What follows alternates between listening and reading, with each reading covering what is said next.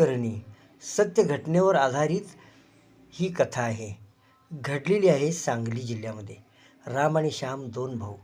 जसे राम लक्ष्मणच. रामने अभ्यास केला, द्राक्ष लावली आणि श्याम मात्र गेला नोकरीला. रामचं चांगलं चाललं होतं, श्यामचंही चांगलं चाललं होतं. त्यांनी आपल्या नोकरीमध्ये बस्तान बसवलं. दोघंही भाऊ प्रेमाने वागत. पण नोटाबंदी आली, GST आली, उद्योगधंदे बंद पडले आणि व्हायचं तेच झालं. श्याम नोकरी गेली म्हणून बायका पोरांना घेऊन गावी आला. त्यानं शेत वाटून घेतलं आणि शेती करू लागला. पण त्यातून काही उत्पन्न निघेना. रामचं चांगलं चाललं आहे, श्यामचं काही उत्पन्न निघत नाही. कारण काय असेल विचार करू लागला आणि त्याला उपाय सापडला बुवाकडे जाण्याचा. बुवा त्यांनी पाहिलं, पूजा मंत्रतंत्र केलं आणि म्हणाले, तुझ्या भावानं करणी केली आहे, करणी काढूया, त्यासाठी ₹1,00,000 खर्च येईल. ₹1,00,000 खर्च केला.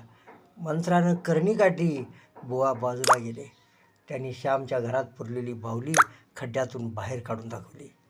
श्यामच्या डोक्यात प्रकाश पडला, चिडला, काठी घेतली, रामला बदलून काढलं. भावानं भावाचा पाय मोडला. आता तो तुरुंगात आहे.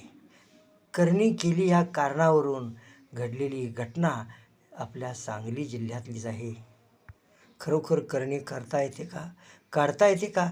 बुवाच्या शरीरात अशी शक्ती असते काय? ऐका, चिकित्सा करा. थोरांचे विचार ऐकलेत तर कळेल. करणी वगैरे काही करता येत नाही, ही केवळ अंधश्रद्धा असते. बुवाला असं काही कळत नाही, त्याच्या शरीरात काही शक्ती असत नाही.